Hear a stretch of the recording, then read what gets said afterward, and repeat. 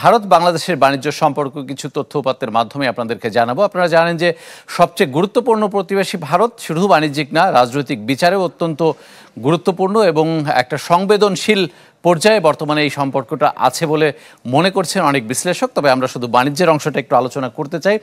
আমরা শুরুতে যদি সার্বিক বাণিজ্যের চিত্রটা একটু দেখি, আমদানি এবং রফতানি মিলিয়ে 2024-25-এর 11 মাস পর্যন্ত যে তথ্য আমাদের হাতে এসেছে, $1.18 বিলিয়ন বা 1186 কোটি ডলারের বাণিজ্য তাদের সাথে আমাদের সম্পন্ন হয়েছে গেল 11 মাসে, অর্থাৎ সবশেষ অর্থ বছরের 11 মাসে।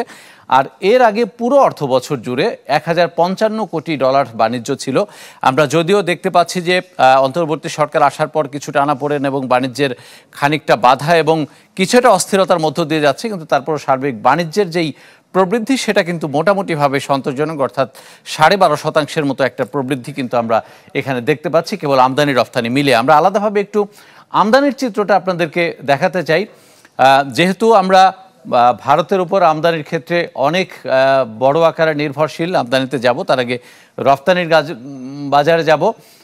ভারত ধীরে ধীরে কিন্তু বাংলাদেশের রফতানির একটা বড় বাজার হিসেবে মোটামুটিভাবে সামনে আসছে। প্রায় $2 বিলিয়ন এই অর্থ বছর শেষে আয় করা সম্ভব, এরকম একটা ধারণা করা হচ্ছে এবং আমরা 11 মাসে কিন্তু দেখতে পাচ্ছি যে সেটা $166 কোটি মতো হয়ে গেছে। আরও এক মাসে সেটা কিন্তু প্রায় $2 বিলিয়নের কাছাকাছি চলে যাবে এবং বছর ব্যবধানে আমরা দেখছি যে এক মাস বাকি থাকতে কিন্তু 7%-এর একটা গ্রোথ কেবল আমাদের রপ্তানির ক্ষেত্রে, অর্থাৎ আমাদের কিন্তু একটা ভালো বাজার ভারত। আমরা গেল 5 বছরের একটু যদি রফতানির ট্রেন্ডটা আপনাদেরকে দেখাতে চাই, আমরা দেখব যে গেল 5 বছরের ব্যবধানে $100 কোটি থেকে $166 কোটি এবং আরও এক মাস বাকি রয়েছে।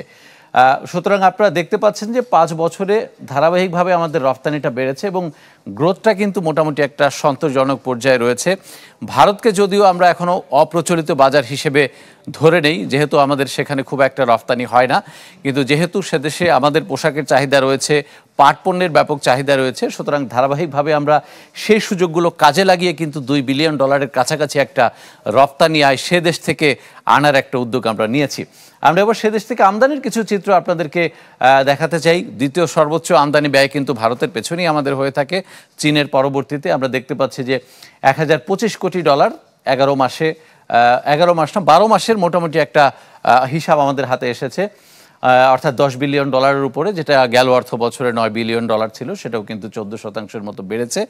এখানেও আমরা গেল 5 বছরের একটু তুলনামূলক চিত্র আপনাদেরকে দিতে চাই যে গেল 5 বছরে আমরা আসলে ভারতের উপর থেকে কিভাবে আমদানি নির্ভরতা, এটার একটা মিশ্র চিত্র আমরা দেখতে পাচ্ছি। আপনারা দেখেন 2021-22 অর্থ বছরে $1394 কোটি ছিল বা প্রায় $14 বিলিয়ন ছিল, সেটা কিন্তু পরের 2 বছরে নেমে গেছে, সবশেষ অর্থ বছরে আবার একটু বেড়ে গেছে। অর্থাৎ এই সম্পর্কটা, বাণিজ্যিক সম্পর্কটা কিন্তু নানা কারণে বা নানা বিষয়ের উপরে নির্ভর করেছে, সুতরাং আপডাউনের মধ্য দিয়ে এই বিষয়টা গিয়েছে। আমরা আরও কিছু তথ্যপাত্র আপনাদেরকে জানাবো ভারত বাংলাদেশ বাণিজ্যের যেই সম্পর্ক সেটার ক্ষেত্রে। আপনারা জানেন যে এখন সবচেয়ে আলোচনা, কারণ স্থলবন্দর দিয়ে আমরা কিছু উদ্যোগ নিয়েছিলাম বা সিদ্ধান্ত নিয়েছিলাম সে দেশ থেকে সুতা আমদানির বিষয়ে, তারাও কিন্তু পাল্টা কিছু উদ্যোগ নিয়েছে। আমরা দেখতে পাচ্ছি যে আমরা যে পাট রপ্তানি করি তার 75%-ই কিন্তু স্থলবন্দর দিয়ে যায়, আর আমরা যে সুতা আমদানি করতাম সেটারও 35% কিন্তু স্থলবন্দর দিয়ে আমদানি হতো। খাদ্যপণ্য আমরা যেটা রপ্তানি করি সেটার অলমোস্ট 90% কিন্তু আমরা স্থলবন্দর দিয়েই রপ্তানি করতাম এবং পোশাক রপ্তানির ক্ষেত্রে এই নির্ভরতা 76%।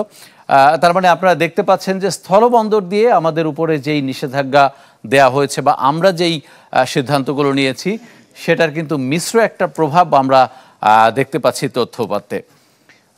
মোটামুটিভাবে দর্শক আপনারা দেখছিলেন যে ভারত বাংলাদেশের যে বাণিজ্যিক সম্পর্ক সেটা কতটা গুরুত্বপূর্ণ, আমাদের অর্থনীতির বিচারে অত্যন্ত গুরুত্বপূর্ণ, যদিও ভারতের অর্থনীতি যেহেতু বড় তার তুলনায় হয়তো খুব একটা বড় নয়।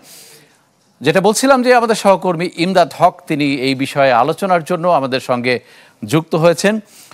ইমদাদ হক আমাদের সাথে যুক্ত হয়েছেন, আপনাকে স্বাগত জানাচ্ছি। দর্শক, আমরা এই সংখ্যার পেছনে মন্ত্রণালয়ের যে উদ্বেগগুলো, সেই উদ্বেগগুলোর কথা তার কাছ থেকে আমরা শুনবো। আপনাকে স্বাগত জানাচ্ছি। আমরা দেখলাম যে ভারত বাংলাদেশের যে সম্পর্ক, স্বাভাবিকভাবে এটা যদি কোনোভাবে টানাটানি শুরু হয়, এটা আমাদের অর্থনীতির উপর একটা নেতিবাচক প্রভাব পড়বে। মন্ত্রণালয় আসলে আর কোন কোন পয়েন্ট নিয়ে উদ্বিগ্ন এখানে? শুরুতে একটু যে আমরা যে তথ্যপত্র দেখে এলাম 5 বছরের পরিসংখ্যানে মোটা দাগে যে আমদানি 36% বেড়েছে, সেই সাথে রপ্তানি যদিও সংখ্যায় কম কিন্তু তা সত্ত্বেও 80% বেড়েছে। প্রতিবেশীকে আসলে স্কিপ করার, অ্যাভয়েড করার আমাদের কোনো সুযোগ নেই। বসুন্ধরা ডায়ার প্যান্ট এখন আরো উন্নত। এই hot air through top sheet দ্রুত শোষণ করে সোনামণিকে দেয় কোমল অনুভূতি। ভারতের সাথে আমাদের ঐতিহাসিক সম্পর্ক, সেই সম্পর্কের গুরুত্বপূর্ণ একটা পার্ট অবশ্যই অর্থনৈতিক এবং বাণিজ্যিক। কিন্তু 5 আগস্ট সবশেষ যে রাজনৈতিক পট পরিবর্তন ঘটলো, তার মোটা দাগের একটা প্রভাব আমরা অর্থনৈতিক ক্ষেত্রেও দেখছি। এর বড় একটা কারণ আমি একটু এভাবেই শুরু করি যে ভারত সমর্থিত যেসব অর্থনীতিবিদ, ব্যবসায়ী এখানে ছিলেন, এই রাজনৈতিক পট পরিবর্তনের পর তারা অনেকেই পলাতক, অনেকেই গা ঢাকা দিয়েছেন নিজেদের অস্তিত্ব রক্ষার্থেই। এর ফলে ভারতের সাথে যে সামগ্রিক যোগাযোগ অনেকাংশেই এটা ব্যর্থ হয়েছে। আবার রাজনৈতিক দিক থেকে যদি বলি, তাহলে যে এই সরকারকে ভারত যে ভালোভাবে নেয়নি, শুরু থেকে আমরা নানা দিক থেকে দেখে আসছি। তো এই সরকার স্বাভাবিকভাবেই তাদের কার্যক্রম সফলভাবে পরিচালনা করুক, ভারত সেটাও চায় না। আগস্টের পরে মোটা দাগে এই কার্যক্রমটা শুরু হয় এপ্রিলে। 8 এপ্রিল প্রথম ভারতের বন্দর ব্যবহার করে যে আমরা ট্রান্সশিপমেন্ট যেটা বলি, যে অন্য দেশে রপ্তানি করি, সেই সুযোগটা তারা বন্ধ করে দেয়। এরপরে হচ্ছে 15 এপ্রিল বাংলাদেশ একটা পাল্টা পদক্ষেপ নেয়, যে সুতো আমদানির ক্ষেত্রে যে স্থলবন্দর ব্যবহার করতে না, ব্যবসায়ীদের দিক থেকে একটা দীর্ঘদিনের চাহিদাও ছিল যে এটা বন্ধ করা। হ্যাঁ, সেই সাথে এটা গুরুত্বপূর্ণ যে বিনা শুল্কে হিলি এবং বেনাপোল বন্দর ব্যবহার করে আমাদের ব্যবসায়ীরা যে চাল নিয়ে আসতেন, সেটা বন্ধ হয়ে যায়। কিন্তু এর পাল্টা পদক্ষেপ হিসেবে 17 মে বড় ধরনের একটা যে পদক্ষেপ, আমরা স্থলবন্দর ব্যবহার করে পোশাক রপ্তানি করতে পারবো না, এর যেটা কিন্তু রয়ে গেছে। এর সাথে সম্পর্কিত বিষয় হচ্ছে কি, যে তৈরি পোশাক, এরপরে আমাদের ফার্নিচার, আমাদের যে প্রক্রিয়াজাত পণ্য, খাদ্যপণ্য, যেসব পণ্য রয়েছে, সেগুলো আগে তো নানাবিধ যে কয়েকটি স্থলবন্দর ব্যবহার করে আমরা ভারতে রপ্তানি করতে পারতাম, এটা এখন বন্ধ রয়েছে। এখন আমাদের ব্যবসায়ীরা মোটা দাগে হচ্ছে বড় একটা আর্থিক ক্ষতির সম্মুখীন হচ্ছে। আচ্ছা, আমার একটা জানবার বিষয় যে এই 1 বছর বা 11 মাস অন্তর্বর্তী সরকারের হয়ে গেছে, তো এই সিদ্ধান্তগুলো তো ধারাবাহিকভাবে আসছে, যেভাবে সিদ্ধান্তগুলো আসছে, সমাধানের ক্ষেত্রে কি এই সরকার সেভাবে ধারাবাহিকভাবে এগোতে পেরেছে?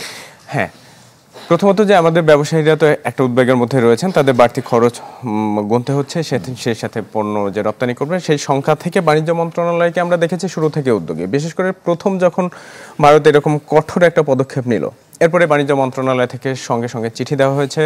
বাণিজ্য মন্ত্রণালয় পররাষ্ট্র মন্ত্রণালয়ের সাথে যোগাযোগ করেছে ভারতের দূতাবাস, কলকাতার উপদূতাবাস, এই দূতাবাসগুলো কূটনৈতিক উপায়ে ভারতের সাথে যোগাযোগের চেষ্টা করেছিল, চিঠি পাঠিয়েছে, ফোনে কথা বলার চেষ্টা করেছে, পারস্পরিক দ্বিপাক্ষিক বৈঠক আয়োজনের চেষ্টা করেছে। ভারতের দিক থেকে কিন্তু সেরকম ইতিবাচক সাড়া আমরা এখন পর্যন্ত দেখতে পাইনি। এর ফলে যে রিপোর্টের কথা আমরা বলছিলাম, যে সামগ্রিক পরিস্থিতিতে এই উদ্বেগে এখন বাণিজ্য মন্ত্রণালয়।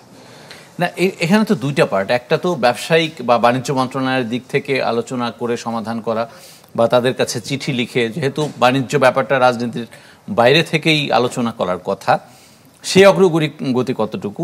দ্বিতীয়ত, কূটনৈতিক সম্পর্ক আসলে ভালো করাটা জরুরি, এটা না হলে বাণিজ্যিক সম্পর্ক সহজে ভালো হয় না, এটা স্বাভাবিক। সরকার কি প্যারালালি হাঁটছে নাকি একদিক দিয়ে হাঁটার চেষ্টা করছে? গুরুত্বপূর্ণ বিষয় যে আসলে ভারতের সাথে আমাদের এখন যে সম্পর্ক, এটা আসলে ইঁদুর বিড়াল খেলার মতো অনেকটাই। যখন থাইল্যান্ডে ভারতের প্রধানমন্ত্রীর সাথে আমাদের প্রধান উপদেষ্টা আলাপ হলো, তখন ভারতের প্রধানমন্ত্রী আশ্বস্ত করলেন যে সব ধরনের সহযোগিতা ভারত দিবে, অর্থনৈতিক বাণিজ্যিক সম্পর্কে নেতিবাচক প্রভাব পড়বে এরকম কোনো পদক্ষেপ ভারত সরকার অন্তত নেবে না। কিন্তু এরপরেই দেখলাম যে আমরা কয়েকটা কঠোর পদক্ষেপ ধারাবাহিকভাবে চলে এলে, এটা এখনো কঠোর অবস্থানে, এটা যে নমনীয় হবে এরকম কোনো সুযোগও এখন আমরা দেখছি না। বাণিজ্য মন্ত্রণালয় আমাদেরকে যে তথ্য জানিয়েছে যে কূটনৈতিক যোগাযোগের মাধ্যমে ভারতের ইতিবাচক সাড়া পাওয়া যাচ্ছে না, এর বাইরে থাকে একটা ব্যবসায়িক যোগাযোগ, ব্যবসায়ী মহল। কঠোর এই অবস্থানের ফলে আমরা যেটা দেখেছি যে মধ্যস্থতা করার মতো একটা ভূমিকা তারা রাখে, হ্যাঁ, সেই গ্রুপটা এখন অনুপস্থিত। যদিও আমাদের ব্যবসায়ী সম্প্রদায় উদ্বিগ্ন, তাদের ব্যবসায়ী সম্প্রদায় উদ্বিগ্ন। এখন এই সংশ্লিষ্ট অংশীজন হিসেবে যে সরকারের বাইরে, কূটনৈতিক চ্যানেলের বাইরে এই যোগাযোগটা আমরা দেখেছি যে এই ব্যবসায়ীরা নিজেরা, এখানকার যে শীর্ষ ব্যবসায়ী রয়েছেন, যদিও সংগঠনগুলো এখনও সেভাবে অ্যাক্টিভ হয়ে ওঠেনি, কিন্তু সংগঠন এখানে যে চেম্বারগুলো রয়েছেন সেখানে চেম্বারের সাথে যোগাযোগ করছেন। তারা কি ধরনের ক্ষতির সম্মুখীন হবেন, আমরা কি ধরনের ক্ষতির মুখে পড়ব, এই বিষয়গুলো উল্লেখ করে আমাদের ব্যবসায়ী সম্প্রদায় আমাদের সরকারের কাছে, তাদের ব্যবসায়ী সম্প্রদায় তাদের সরকারের কাছে চিঠি লিখছে, দিন দরবার করছে। এই দিক দিক থেকে যে কূটনৈতিক চ্যানেলের বাইরে, রাজনৈতিক চ্যানেলের বাইরে ব্যবসায়ী সম্প্রদায়ের এই যোগাযোগটা হয়তো শিগগিরই দৃশ্যমান হবে। আচ্ছা, আপনার রিপোর্টে আপনি বলছিলেন যে বিকল্প বাজার অনুসন্ধান বা খোঁজার একটা তাগিদ বাণিজ্য মন্ত্রণালয়ের প্রতিবেদন দিয়েছে। এখন মন্ত্রণালয় জানে যে বিকল্প বাজার বা উৎস চাইলেই খোঁজা যায় না, এটা একটা সময় সাপেক্ষ ব্যাপার এবং বাংলাদেশের সাথে ম্যাচ করতে হবে আমার সক্ষমতা, আমার চাহিদা বা আমার পণ্যর যে ইয়েটা, সেটা আসলে কোন উপায় হবে, কিভাবে এই বাজারটা খোঁজা হবে? হ্যাঁ, এখানে ওই একই ব্যাপার, দুইটা যোগাযোগ। একটা হচ্ছে সরকারিভাবে যে কূটনৈতিক যোগাযোগ, বিভিন্ন দেশে আমাদের যে মিশন রয়েছে পররাষ্ট্র মন্ত্রণালয়ের, তাদের মাধ্যমে একটা যোগাযোগ। এর মধ্যে আমরা দেখেছি এখনকার যে বাণিজ্য উপদেষ্টা শেখ বশিরউদ্দিন, উনি এদিক থেকে অত্যন্ত সক্রিয়। অংশীজন যারা আছেন, যে সংশ্লিষ্ট ব্যবসায়ী, তৈরি পোশাক, প্রক্রিয়াজাত পণ্য, মাছ, এই গ্রুপ ধরে ধরে তিনি তাদের সাথে বৈঠক করেছেন। তাদেরকে বলছেন যে শুধুমাত্র ভারত নির্ভরশীলতা, যেটা স্বাধীনতার পর থেকে আমাদের এই নির্ভরতা ছিল, সেখান থেকে বের হয়ে আসতে হবে। সংশ্লিষ্ট এই যে প্রাইভেট সেক্টরের ব্যবসায়ীদেরকে তিনি একটা তাগিদ দিয়েছেন। সেই সাথে অ্যাম্বাসিগুলোতে একটা চিঠি পাঠানো হয়েছে। প্রত্যেকটা বৈদেশিক মিশনে বাংলাদেশের একজন করে কমার্শিয়াল কাউন্সিলর থাকেন, তাদের তৎপরতা বাড়ানোর জন্য তাগিদ দিয়েছে বাণিজ্য মন্ত্রণালয়। সবশেষ গত সপ্তাহে একটা বৈঠক হয়েছে, সেখানে বাজার খোঁজার জন্য বলা হয়েছে। তবে এখানে প্রশ্ন রয়ে যায়, এই যে মিশন, এটা বহু বছর ধরেই আছে। কমার্শিয়াল কাউন্সিলরের ভূমিকা, একটা নতুন বাজারে এই পর্যন্ত বিদেশি মিশনে পররাষ্ট্র মন্ত্রণালয়ের মাধ্যমে নিজেদের তাগিদে সেটা করেছেন, সেটা করেছেন।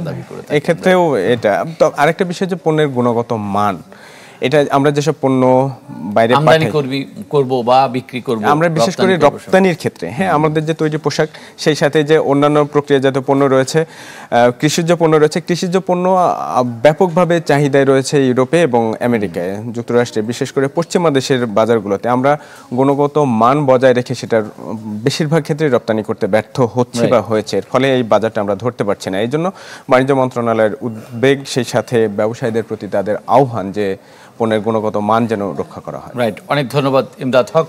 আমরা পরবর্তীতে নিশ্চয়ই এই বিষয় নিয়ে আপনার কাছে কোনো আপডেট থাকলে আরও একদিন আলোচনা করব।